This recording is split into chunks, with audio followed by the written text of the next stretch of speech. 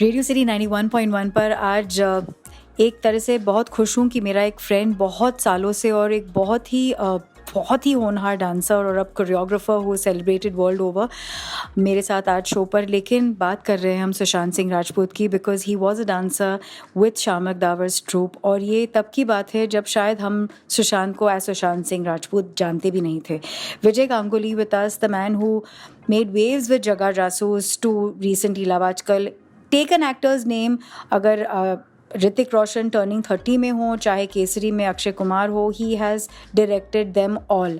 Vijay, welcome on the show. I can't believe I am first interviewing you for something so sad, लेकिन सच में मुझे आपसे बात करना बहुत ज़रूरी लगा, क्योंकि सुशांत से जब मैं अच्छे से लास्ट मिल पाई थी, मैंने एक अवार्ड्स फंक्शन में रेड कार्पेट पे उनका इंटरव्यू किया and we were talking about उनका शामक का कनेक्ट। तो मुझे हमेशा ऐसे लगता है कि मैं शामक के परिवार से हूँ, तो आपसे बात करना बनता है। इतना शॉकिंग है ये न्यूज़, कांट इवन बिलीव ऐसा कुछ हुआ है। विजय, आप पहली बार कब मिले थे सुशांत से? वो मेमोरी है आपके मन में, और क्या था वो एग्जैक्टली मोमेंट? तो ये मुझे पता चला था बहुत बाद कि सुशांत हमारे साथ आया था कॉमनवेल्थ गेम्स के लिए। जब हम ऑस्ट्रेलिया गए थे तो हमारा पूरा शामक का एक ट्रूप था, वी हैड गॉन, और कुछ हज़ार लोग थे उसमें, 1000 डांसर्स थे। और अभी इतने सारे डांसर्स में हम लोग एक दूसरे को जानते थे, बट इतनी पहचान नहीं थी। So years later I became a choreographer. फिर हम एक पार्टी में मिले, स्त्री की सक्सेस पार्टी थी, और Sushant in fact was there. One of the amazing songs, I must compliment you, is कमरिया। क्या आप बहुत खूबसूरती से आपने कोरियोग्राफ किया। तो सुशांत thank आपको you, उस thank पार्टी you. में मिले? तो Sushant was there in that party, और फिर हम बात करने लगे। और उसने मुझे बोला, तुम्हें याद है कि जब ऑस्ट्रेलिया में ये कॉमनवेल्थ गेम्स हो रहा था, और उसमें एक दिन कोई रूम में, तब शामक के उसमें we were not allowed to smoke, और कुछ अलाउ नहीं था वहाँ पर। तो उसने बोला, आप आए थे एक बार और आपने एक किसी को आके आपने बात की थी किसी के साथ कि ऐसा मत करो। मैं बोला, हाँ मुझे याद तो है, हम लोग आए थे in the middle of the night. तो उसने बोला, वो मैं था। I am like, what are you saying? He is like, yeah and I have danced with you all and I have always looked up to you, and you know. तो I was so shocked, I am like, shit, I didn't know this. मेरे को याद ही नहीं था ये सब। So sweet of him. लेकिन इतने बड़े स्टार, मतलब स्त्री के टाइम पे तो वो बहुत ही एस्टैब्लिश स्टार थे for him. And he was और very, आपके very पास sweet, आके बोला। always very sweet, very nice, and giving people respect. And then he said, "Chalo, chalo, we'll go home and I'll show you my house and this and that." and all. आपको घर लेके गए वो? So very sweetly, I sat with him in his car. हम घर गए उसके, and he was very much into, he used to see the moon. He had a telescope, और वो टेलीस्कोप I think इंडिया में सिर्फ 2 या 3 जन के पास है।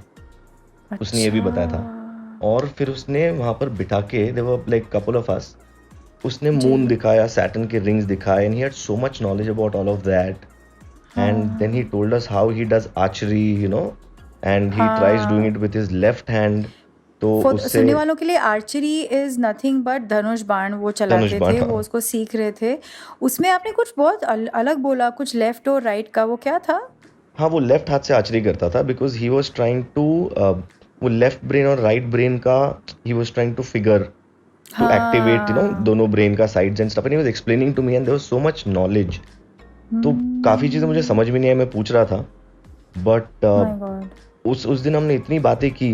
बट विजय, आप ये सोचो, आप कोरियोग्राफर हो, ऑफ कोर्स आप भी बहुत एस्टैब्लिश्ड हो, वो इतना एस्टैब्लिश्ड स्टार है, वो चाहते तो आपके पास पार्टी पे आते भी नहीं। उन्होंने टाइम लिया, उन्होंने आपको याद दिलवाया, एंड उसके बावजूद आगे जाके आपको घर भी लेके गए। कौन करता है ऐसा? नहीं, वो मतलब सबसे बहुत अच्छी तरह से बात करता था, सबसे जैसे मिलता था, इवन द एडीज और जो क्रू था, सबसे सेम तरीके से बात करता था। ऐसे नहीं था कि what I am the star so I will stand there and I talk to only the important people.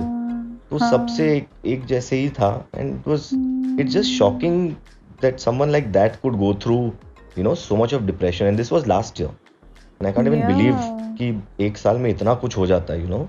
Actually ये साल तो हमारे लिए रहा ही नहीं। 2020 तो ऐसे जा रहा है जैसे कि हम लोग सब एक अलग ही मोल्ड में हैं। लेकिन अगर मैं आपसे पूछूं, if you have to describe him in दो लाइंस में, तो आप क्या कहना चाहेंगे? One of the most hard working and genuine people I have scene.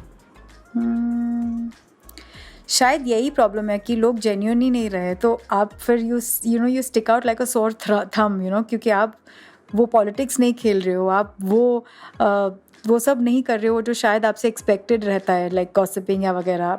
Sometimes I या फील एक फील्ड में ना ये एक अलग ही चीज़ें आपसे एक्सपेक्टेड रहती हैं.